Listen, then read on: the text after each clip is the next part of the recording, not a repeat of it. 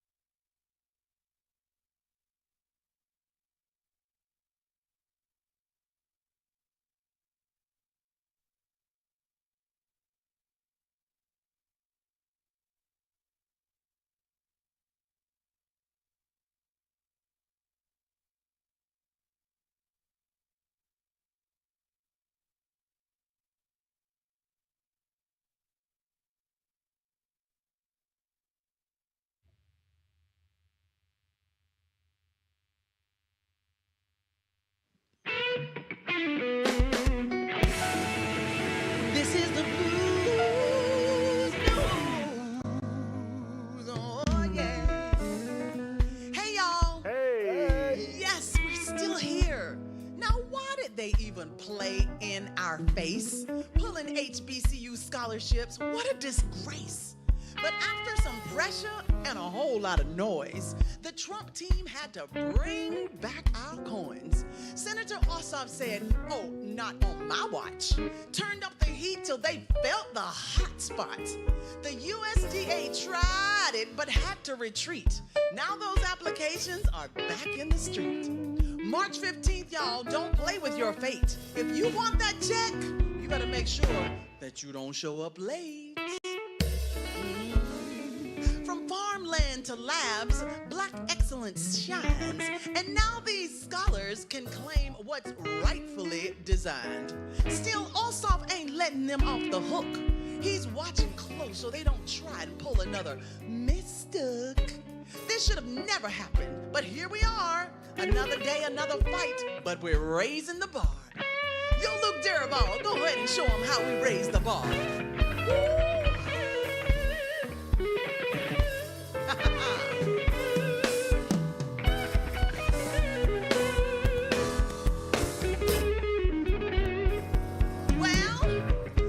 HBCU funds back like they never should have left. But we see you, Trump team. Don't try us next. Ossoff said nah and shut it down. Now HBCU scholars can still wear the crown. The money's back, but trust we ain't blind.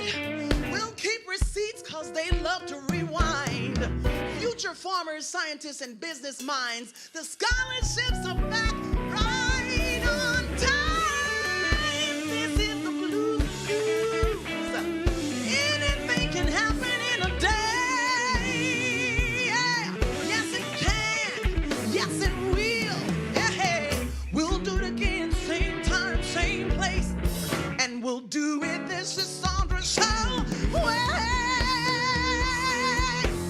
This has been the balloon.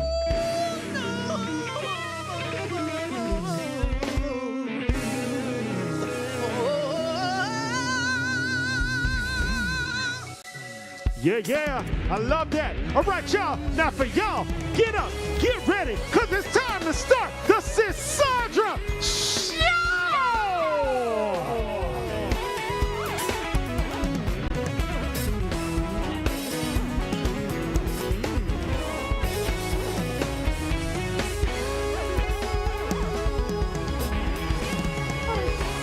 Yes! Hello, everyone, and welcome to the Sisaundra Show. And, of course, happy Black History Month! Listen, y'all, today we honor the one and only Bayard Rustin, who was one of the unsung heroes of the civil rights movement. Yes. While Dr. King is often credited with the March on Washington, it was Rustin who organized and strategized that event. Despite facing criticism for his controversial ties, his brilliance and commitment to justice were absolutely undeniable. Rustin dedicated his life to advocating for better jobs, wages, and equality, working tirelessly for change from behind the scenes. Y'all, his legacy reminds us that sometimes the most powerful contributions come from those who work in the shadows, paving the way for progress. And with that, y'all go ahead, get all comfy, grab that bubbly beverage, and let's get this show started! We gon' get it started, because we're ready. Y'all, the streets are talking and we are listening. Oh, yes, they are. So let's see what the people are talking about in our segment. But remember that we listen and we what? We don't judge. Oh, no, we need to hear that together. We listen, but we don't judge. because we, the people, we're ready to dive into this thing. Come on, y'all. Woo! So the mess keeps unfolding. It's just unfolding. It just keeps unfolding. Diddy's legal team is out here fighting tooth and nail to keep attorney Anthony Busby from setting foot in a New York courtroom. So they're accusing him of some serious legal misconduct, like signing off on over 22 cases without actually being authorized to practice in the court. How does that happen? Oh, and let's not forget the part where he allegedly made wild public statements suggesting Diddy's guilt. Y'all, the court already denied Busby's request to practice in the district, but he's still pushing to get in. Diddy's lawyer said absolutely not, arguing his behavior is shady, reckless, and straight up unethical. The people are watching. Will Busby get the boot for good, or will he find a loophole to stay in the fight? Order in the court. Woo! I don't know. It's been a lot of loophole findings lately. So let's just see. Let's just see, and let's keep on moving. You know what? Before we move, y'all, I want to go back to Rustin really quick. There is a movie about this guy, Rustin, that we talked about during Black History Month. It's unbelievable. It's a documentary, actually, that President Obama is the executive producer of. And it was one of the best movies. Right. Yes, because he's talking about this hidden figure who they didn't want to talk about. That march on Washington was definitely put together by him, but they didn't want people to see him because he was a member of the LGBTQ community back then. But he was a very powerful man who made that change and changed the culture and the tone and everything for Black people. Now let's move on to this next story. I just had to share that with y'all, and y'all need to check it out on Netflix. President Obama is the executive producer of Rustin. So good. We need to know our history so we understand what we are celebrating, why we're celebrating it, and who allowed us to even have such positive, powerful moments in our culture. All right, y'all, let's talk about the measles. We got a measles outbreak, and it just took a very devastating turn in West Texas. So West Texas has now reported its first death. Health officials confirmed the person who was hospitalized before passing away, but they're keeping details on the low. The outbreak has ballooned to 124 cases across 9 counties in Texas, with New Mexico now reporting 9 cases of its own. Y'all, this virus has been spreading rapidly, especially among the Mennonite community, where frequent travel is making exposure even more likely. Measles isn't just a rash and fever. It can lead to pneumonia, blindness, brain swelling, and even death. So public health officials are begging people to get vaccinated, as this virus was pretty much wiped out in the United States until these recent outbreaks. The people are on edge. This situation, it ain't getting serious, y'all. It's serious. Come on now. What's going on? Okay, I will say this about it. I think there was a lot of things that were shut down that could help prevent outbreaks again when this administration came into office. So we just gonna pray about that and hope it doesn't become another pandemic. Let's go. Next, y'all, what is going on? A viral video from the Hot Boys reunion tour has fans side-eyeing Birdman after he seemingly dozed off while standing up mid-performance. Yes, you read that right. You heard me right. While Turk was rocking the mic, Birdman was just there. I saw it. He was like this. I was like, what is he doing? I've never seen anybody fall asleep standing up. No. I know somebody that can fall asleep on the drop of a dime, but I've never seen them stand up and fall asleep. You need to come to my church. He had his No, stop it. I'm done. It's happening at Chris' church. We're going to his church. So he had his microphone in his hand. His head dropped like he was in deep meditation or catching some sneaky sleep. We don't know. But BG, fresh out of prison and back on stage with the crew, was not about to let this guy go out like that. He gave Birdman a little shake, which woke him up, and the two laughed it off. Y'all, some fans are worried about Birdman's health, while others think he was just zoning out or maybe reading lyrics off the floor because, yes, I mean, artists do that before we had teleprompters and iPads and everything. So I don't know. I'm sure that man can afford a teleprompter. He shouldn't have to look at lyrics on the floor, so I'm going to X that one out. Either way, the people want to know, was it exhaustion, a vibe check gone wrong, or just Birdman being Birdman? Which one was it? Now, isn't Birdman married to Toni Braxton, or they've been together forever, ever, right? Yeah, they was together. They were together, right? Word was I don't know if they still are. I think she's still with him. He loves her. She might have kept him up all night then. Huh? She might have kept him up all night. She might have kept him up all night. Y'all know he's up on his feet. Stop. Listen, so y'all know President Trump loves a business deal, right? But this one just might take the cake. The former president, who is now president, is pitching a gold card program where wealthy foreigners can straight up buy U.S. residency for what? $5 million. This is what I woke up to this morning. If they promise to create jobs in the country. He swears it's totally legal and could roll out in just 2 weeks. But here's where things get real messy. He actually admitted that Russian oligarchs could qualify for this. Sir, you know that's going to cause a storm. That's going to be so much pushback. He mentioned that. When I tell you, with tensions between the U.S. and Russia already high, folks are asking, is this about boosting the economy or just selling America to the highest bidder? Plus, nobody even knows how this job creation part would be verified or if these applicants would get serious background checks. Y'all, the people got questions, and right now the answers are looking real sketchy. We're going to take a short break. We'll be right back. Don't go nowhere. Dr. Lewis is in the house.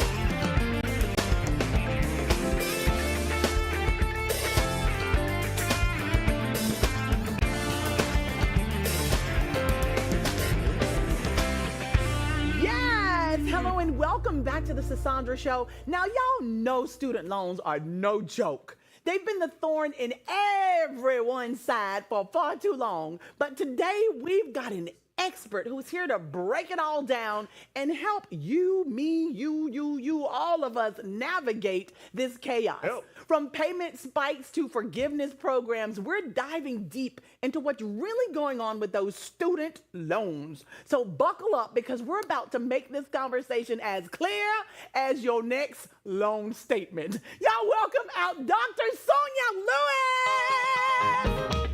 Woo! Dr. Lewis in the house. Black girl magic. Hey, come on, Dr. Lewis. Hello there. Oh, all this black girl magic. Please have a seat. Hello, that's you. She looked around like, whoa.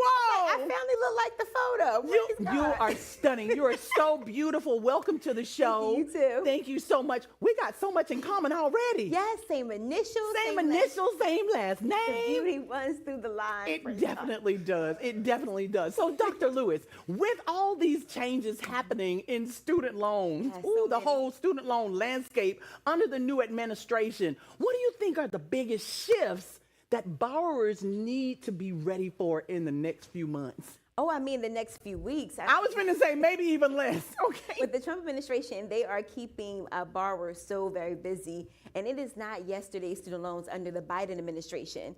So I'm so excited to be here today, because the information is like changing by the moment. Yes. So quick things they need to know is that repayment plans are rapidly changing and maybe even extinct. So literally just yesterday. Extinct? Yes. As in we don't have to pay them? No. I said, Oh. No, repayment just- plan options. And it's very scary, right? Because your student loan debt could be 5 or 6 figures. Yes. And you're counting on the pay plan, ICR plan, which is temporarily on hold, save plan, canceled. The only plan that's available is the IB as in ball R plan, which was instituted by Congress. And what is the IBR plan? So that's going to take a look at your income, discretionary income, at about 15% repayment. And that's a big, distinct difference from what Biden proposed under 5%, which was really affordable for people. Right. But what is the now- percentage now? 15. No way. Yeah. So whatever you thought your bill was going to be is definitely going to increase. And they can just change it without... Well, because that plan was instituted by Congress, they can't necessarily take that plan away, but they can take other plans away that was instituted by the Department of Education. Oh, that's interesting. Yes, So there's is two- the IBR different from the IDR? So IDR is the sum of all plans. And that has been removed from the website. Yes. What does that mean? And like, how serious could this be for borrowers? Oh, very serious. So if you were looking to, like, let's say, buy a home in the next few months or a year, you were counting on being in an IDR plan so that you can have an affordable payment Yes. so that you can purchase your home. Yes. Especially minority borrowers have 5- and 6-figure debt. It looks like you already have a mortgage. Yes. You need that affordable payment so you can say, no, I don't really have a mortgage. Can I qualify for one? Big picture, what could this do? This could make you lose the home. You could be in process literally right now, and we know that someone's experiencing that. So it's really, really scary right in now. the midst right now, Yeah, even if 'cause you're it's- buying a house and they go to this site, the IDR is gone, so it takes away from... Well, let's say you needed to enroll. There's no way to enroll unless Oh, you've got like wow. the template saved. I mean, we do, but it's like they 'Cause it's literally, before coming out here, they took it off of the Wow. website. It's really in like fast-paced time. That's unbelievable. Yeah. So there's also talk about massive payment spikes. We've kind of been Mm-hmm. talking about that for student loan borrowers. Please break this down. Why is this happening and what it could mean for borrowers moving forward? We've kind of covered that, Yeah. but just we want some even more clarity as to how are we supposed to navigate, borrowers supposed to navigate with these changes going on? But inflation is happening too. It's same not like time. people have more money No. to pay for these higher things. It makes no sense. So, the Trump administration is saying that there's unnecessary spending, but this is something that can really cripple and affect over 41 million borrowers. So it's not unnecessary spending. So the money that is allocated towards repayment plans to reduce costs, right, that's going to be taken away at this point.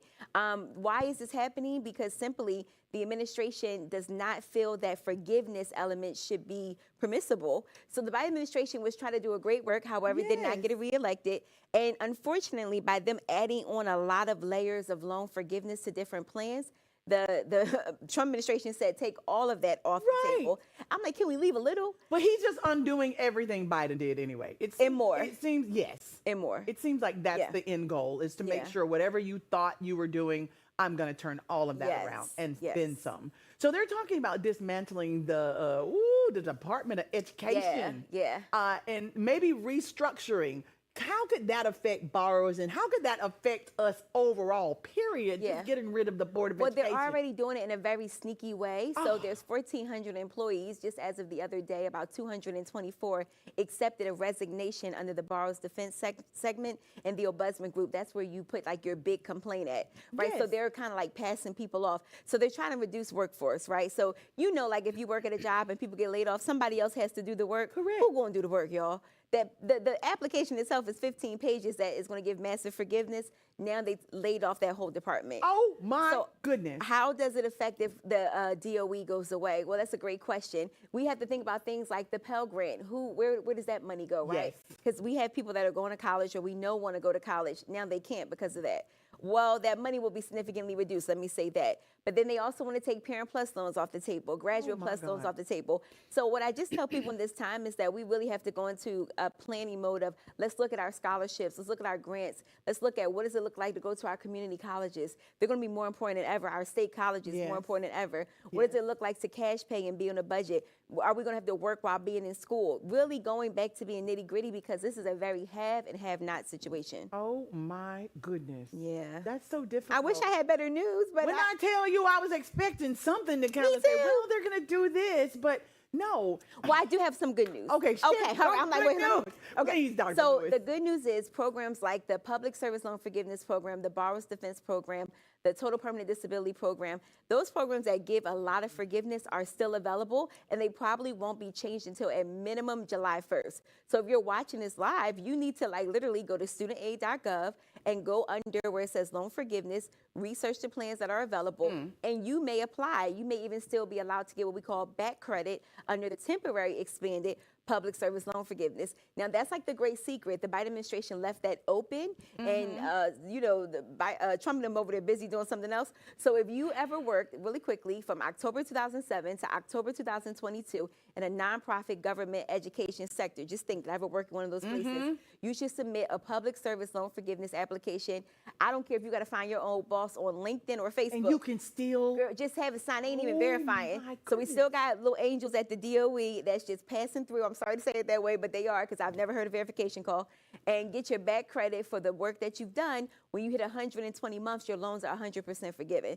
So that's still Ooh, available. that's Now, amazing. don't lie, y'all. The color orange ain't cute on you. So only have, work that you've Right, really tell the completed. truth. Please Yeah, tell 'cause the somebody truth. might be too little crafty. We're not encouraging craftiness. No. But what I'm saying is a lot of people have done great work but never got credit because they thought it was too Correct. late. Doesn't matter if you ever made a payment. It's if you worked there, you weren't in default, and you weren't in school. And so we've helped over our community over 50 million loan forgiveness with that. So That's like amazing. literally go tonight.